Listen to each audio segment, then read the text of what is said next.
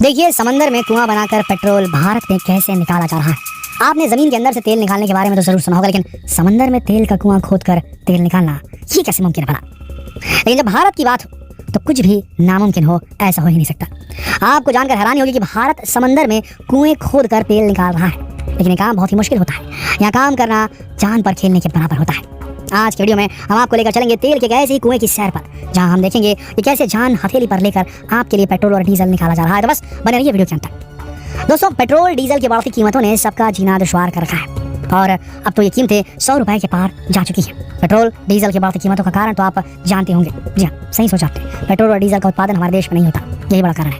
हमें अरब देशों से तेल खरीदना पड़ता है, जिसकी वजह से कच्चे तेल की कीमत बढ़ने से हमारे देश में भी पेट्रोल और डीजल के दाम बढ़ने लगते हैं। सोचिए, कितना अच्छा होता अगर हमारे देश में भी कच्चे तेल के कुएं होते, तो हमें भी शायद सस्ता पेट्रोल नसीब होता। लेकिन ऐसा नहीं है कि हमारे देश में तेल का कोई कुआं है ही नहीं। हमारे देश में भी कैम्बे क्षेत्र की खाड़ी में मुंबई के पश्चिमी तट से 176 किलोमीटर दूर स्थित मुंबई हाईफील्ड नाम का तेल का कुआं है। इसका संचालन भारत के तेल और प्राकृतिक गैस निगम ONGC द्वारा किया जाता है। ये एक ऑफशोर ऑयल फील्ड है और ये समंदर के किनारे से 75 मीटर की दूरी पर स्थित है। इसकी खोज 1965 में की गई थी, 1965 में, और 1976 में 1976 से यहाँ से तेल का उत्पादन शुरू हो गया था। समंदर के अंदर से तेल निकालना आसान काम नहीं दोस्तों।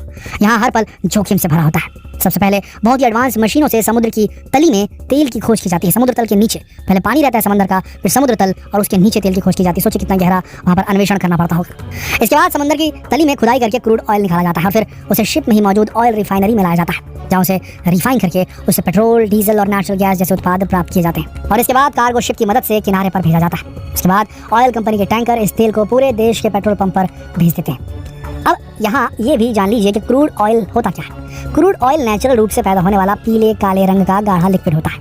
ये जमीन में बहुत अधिक गहराई में मौजूद होता है। एक बहुत ही चिपचिपा सा पदार्थ होता है। जब इसे गर्म किया जाता है तो अलग अलग टेम्परेचर पर अलग अलग पदार्थ जैसे पेट्रोल और डीजल, नेचुरल गैस, LPG वगैरह प्राप्त होते हैं। तो चलिए इसे ये भी देख लेते हैं कि ONGC ऑयल फील्ड में वर्कर कैसे काम करते हैं। ONGC के इस ऑफशोर ऑयल फील्ड में कई कर्मचारी दिन रात काम करते हैं। वैसे तो हर कंपनी के नियम और कानून कायदे अलग अलग होते हैं, लेकिन फिर भी हर कंपनी में वर्कर्स को दो तरह से काम करना होता है। एक ऑफशोर काम और एक ऑनशोर काम। शोर मतलब किनारा। यहाँ ऑफशोर का मतलब है समंदर के अंदर और ऑनशोर का मतलब है किनारे से दूर, किनारे के आसपास। अब एक चीज तय कौन करता है, ये चीज तय कौन करता है कि कौन ऑफशोर काम करेगा, कौन ऑनशोर काम करेगा। तो कंपनी की जो ऑयल रिफाइनरी होती है वही ये तय करती है कि किस कर्मचारी को ऑफशोर जाना होगा और किसका ऑनशोर काम चलेगा। इसका फैसला कंपनी के आला अफसरान करते हैं। जो वर्कर ऑनशोर काम करते हैं उनकी जिम्मेदारी होती है डाटा कलेक्शन, अकाउंट और स्टॉक वगैरह का ध्यान रखना। कुल मिलाकर पूरा ऑफिशियल वर्क रहता है। लेकिन जो वर्कर ऑफशोर काम करते हैं समंदर के बीच में कुओं के ऊपर, उन्हें सर पर कफन बांध कर काम करना पड़ता है। एक बार समंदर के अंदर जाने के बाद वो कई कई दिन वापस किनारे पर नहीं आ सकते। उन्हें समंदर के अंदर बहुत ही कठिन परिस्थितियों में काम करना पड़ता है। इनका मुख्य काम कुएं खोदना और तेल को ऑयल रिफाइनरी भेजना होता है। इनके काम की कंडीशन को देखते हुए इनके लिए ऑफ ऑन ड्यूटी का ऑप्शन रखा जाता है, जिसका मतलब होता है इन्हें महीने में 30 दिन की जगह 15 दिन ही काम करना होता है और बाकी 15 दिन वो छुट्टी पर रहते हैं। कुछ कंपनियां 15 की जगह 21 दिन का शिफ्ट भी रखती हैं, यानी कि 21 दिन काम और 21 दिन आराम। वैसे सुनने में आपको बहुत अच्छा लग रहा होगा, लेकिन इनके काम की कठिनाइयों को जानने के बाद आपका दिल इन्हें सैल्यूट करने का करेगा। ये वर्कर्स अपनी शिफ्ट के बीच में वापस लौट कर नहीं आ सकते। वहाँ रहने के लिए एक शिप को हॉस्टल की तरह डिजाइन कर दिया जाता है, जहाँ एक के ऊपर एक बेड बने होते हैं और इन वर्कर्स के रहने का पूरा इंतजाम रहता है। आपको जानकर हैरानी होगी, लेकिन इन वर्कर्स के लिए खाना शिप में नहीं बनता, बल्कि किनारे से एक पाइपलाइन के जरिए इन्हें खाना भिजवाया जाता है। इन्हें शिप पर माचिस की तीली तक ले जाने की इजाजत नहीं होती। अब आप कहेंगे कि भला इतना स्ट्रिक्ट रूल क्यों? तो उसका कारण है कि ये लोग ऑयल रिफाइनरी के आसपास होते हैं, जहाँ चारों तरफ बहुत अधिक ज्वलनशील पदार्थ होते हैं। ऐसे में छोटी सी चिंगारी भी बड़ी दुर्घटना का कारण बन सकती है।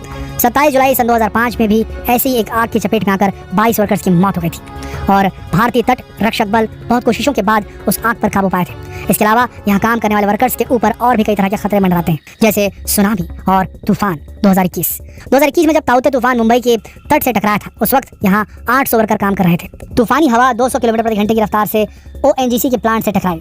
30 से 35 फीट ऊंची लहरों के बीच फंसे ये वर्कर अपनी जान की सलामती की दुआ मांग रहे थे। इंडियन नेवी के बहादुर नौजवानों ने अपनी जान जोखिम में डालकर यहाँ से सैकड़ों लोगों को बाहर निकाला, लेकिन उनके इतने प्रयासों के बाद भी 89 वर्कर्स लापता हो गए, जिनका कुछ पता नहीं चला। दोस्तों, अब ये तो आप समझ गए होंगे कि समुद्र से तेल निकालना कितना खतरनाक काम होता है, लेकिन इसके बावजूद भी ये काम दिन रात होता है, क्योंकि पेट्रोल और डीजल की खपत दिन रात बढ़ रही है। सड़कों पर गाड़ियों की भीड़ रहती है। अभी तक कोई भी देश पेट्रोल और डीजल का सफल विकल्प नहीं खोज पाया। इलेक्ट्रिक व्हीकल्स के आने के बाद से कुछ हद तक उम्मीद जागी है कि शायद दुनिया की पेट्रोल और डीजल पर जो ये निर्भरता है उसे खत्म किया जा सकता है, लेकिन अभी इसे भी पूरी तरह सफल नहीं किया जा सका है। और वहीं पेट्रोल और डीजल के कुएं अब सूखने लगे हैं। सभी तेल उत्पादक देश अपने उत्पादन की पीक लिमिट क्रॉस कर चुके हैं और कई यात्री देशों में तो तेल लगभग खत्म हो चुका है। जानकारों का मतलब है कि आने वाले 40 से 50 सालों में धरती से क्रूड ऑयल पूरी तरह खत्म हो जाएगा। और इसी खतरे को समझते हुए यूएई और यूक्रेन, अरब जैसी ऑयल बेस्ड इकोनॉमी भी अब अपनी इकोनॉमी को टूरिज्म बेस्ड इकोनॉमी बनाने में लगी हुई है। क्योंकि जहाँ एक दौर था जब इन देशों में अगर पानी के लिए गड्ढा खोदा जाता था तो तेल निकलता था, लेकिन अब हालात बदल चुके हैं और अब यहाँ की जमीन ने तेल उगलना बंद कर दिया है। और इसीलिए अब हमें भी तेल पर अपनी निर्भरता कम से कम करनी होगी। और इसी डर के चलते वैज्ञानिक दिन रात इस कोशिश में लगे रहते हैं कि किस तरह पेट्रोल और डीजल पर विकल्प खोजा जाए, इनका विकल्प खोजा जाए। हम उम्मीद करते हैं कि वैज्ञानिक की कोशिशें जल्द ही कामयाब हो जाएगी और हमारी गाड़ियों की रफ्तार रुकने से पहले हमें पेट्रोल और डीजल का विकल्प मिल जाएगा। दोस्तों, पेट्रोल और डीजल के बारे में जानकारी आपको कैसी लगी हमें कमेंट में जरूर बताइए। वीडियो को अपने दोस्तों के साथ जरूर शेयर करें ताकि वो भी पेट्रोल निकालने की सच्चाई लगभग जान सके। कल फिर मिलते हैं एक और दिलचस्प वीडियो में, तब तक के लिए आप सबका इस वीडियो के अंत तक बनने के लिए दिल की गहराइयों से धन्यवाद।